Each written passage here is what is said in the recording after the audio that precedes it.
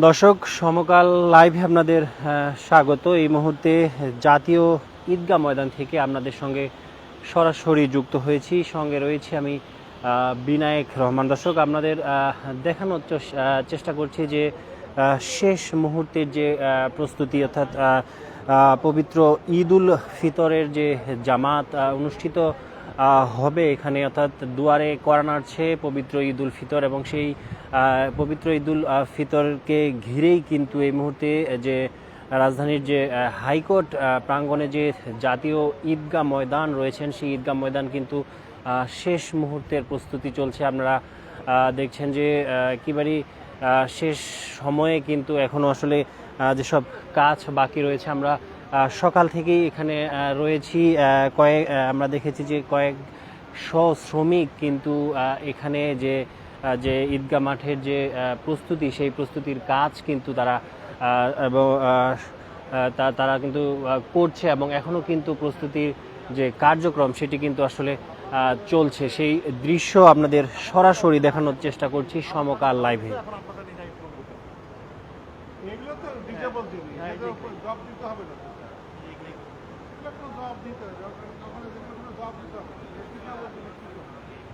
যে ঈদগাহ মাঠের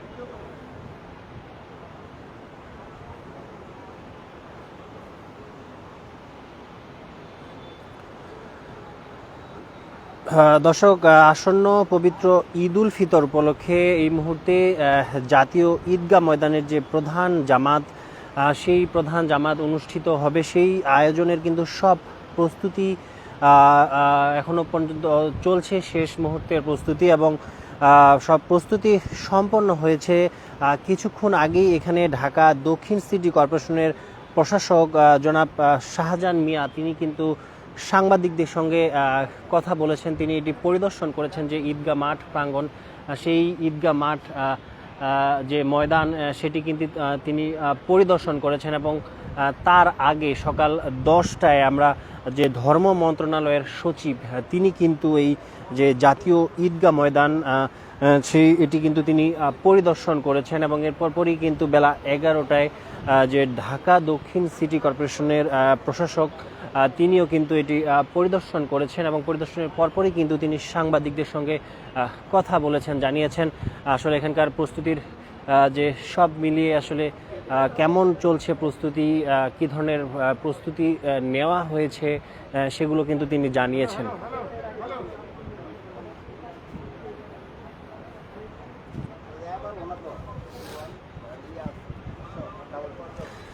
দর্শক, তিনি সংবাদ যে সম্মেলনে যে জানিয়েছেন যে জাতীয় এই যে ঈদগাহ, এখানে প্রায় 35,000 মুসল্লির জন্য নামাজের স্থান প্রস্তুত করা হয়েছে।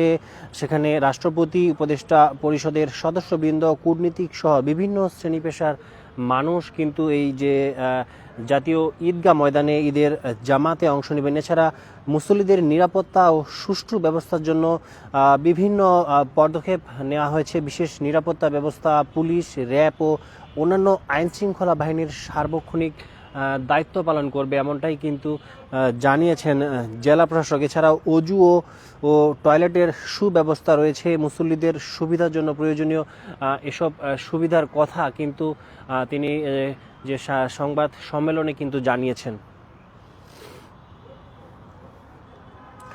এছাড়াও প্রাথমিক চিকিৎসা ও অ্যাম্বুলেন্স সার্ভিস রয়েছে, থাকবে, এমনটাই কিন্তু তিনি জানিয়েছেন।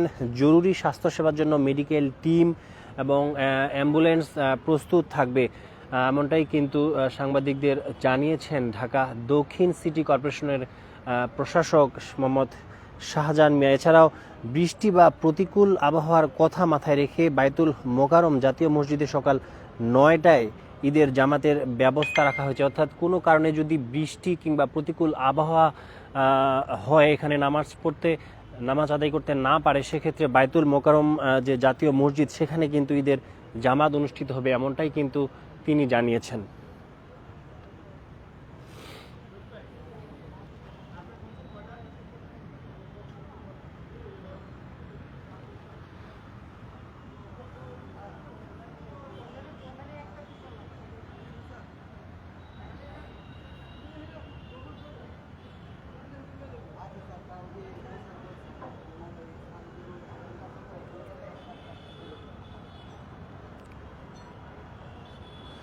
দর্শক, আমরা দেখছেন ইতিমধ্যেই মাঠে সামিয়ানা টাঙানো হয়েছে, মাইক, ফ্যান, সিসি ক্যামেরা স্থাপন সহ অন্যান্য কাজ প্রায় সম্পন্ন হয়েছে এবং আমরা দেখছেন যে এখনও কিন্তু শেষ মুহূর্তের প্রস্তুতি, অর্থাৎ পবিত্র ঈদ উল ফিতরের যে জামাত, সেই ঈদ উল ফিতরের জামাতকে ঘিরে যে জাতীয় ঈদগাহ ময়দানের শেষ মুহূর্তের প্রস্তুতি কিন্তু চলছে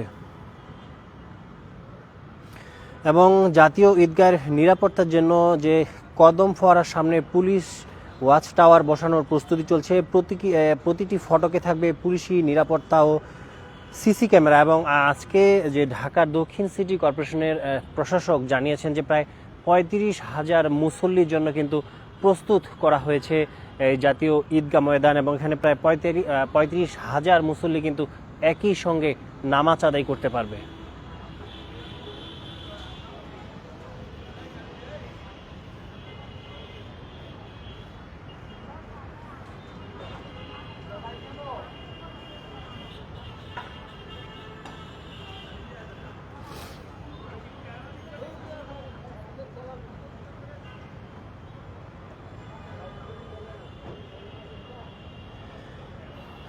দর্শক, ঢাকা দক্ষিণ সিটি কর্পোরেশনের সূত্র জানিয়েছে প্রায় 30,000 বর্গমিটারের জাতীয় ঈদগাহ ময়দান এরই মধ্যেই কিন্তু সব রকমের প্রস্তুতি সম্পন্ন করেছে। এবার ঈদগাহের প্যান্ডেলের ক্ষেত্রফল 25,400 বর্গমিটার।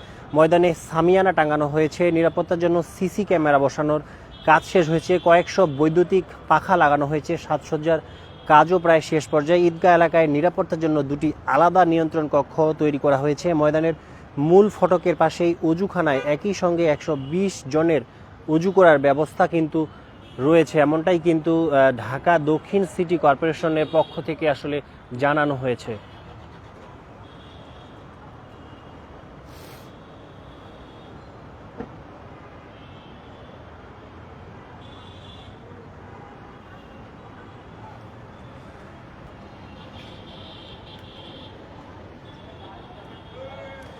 দর্শক, জানিয়ে রাখি, রাষ্ট্রপতি, প্রধান উপদেষ্টা সহ বিশিষ্টজনরা জাতীয় ঈদগাহে প্রবেশ করবেন হাইকোর্টের প্রধান ফটক দিয়ে। এছাড়াও সর্বসাধারণের জন্য খোলা থাকবে ঈদগাহ ময়দানের প্রধান ফটক। প্রধান ফটকে নিরাপত্তা তল্লাশি ব্যবস্থা রাখা হয়েছে। এছাড়াও ভিআইপিদের জন্য ঈদগাহের ভেতরে প্রায় 3,000 বর্গফুট জায়গা আলাদা নিরাপত্তা বেষ্টনীর মধ্যে থাকবে।